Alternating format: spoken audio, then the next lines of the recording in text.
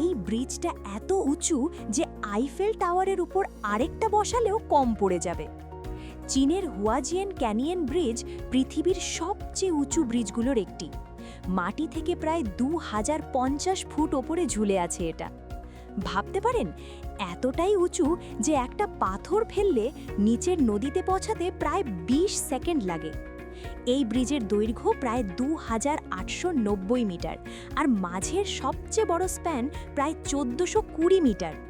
উত্তরের tower 262 metre আর দক্ষিণেরটা 205 metre উঁচু।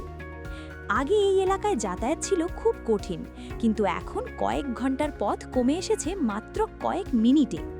এই ব্রিজটা আসলে একটা সাসপেনশন ব্রিজ, মানে বিশাল তারের উপর ঝুলে আছে পুরো কাঠামোটা। বাতাস, কম্পন আর ভারসাম্য সব কিছু নিখুঁতভাবে হিসাব করে তৈরি করা হয়েছে। সবচেয়ে অবাক করা বিষয়, এই ব্রিজের একদম উপরে আছে একটা ক্যাফে।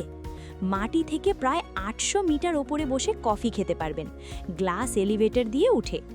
নিচে তাকালে মনে হবে আপনি আকাশে ভাসছেন।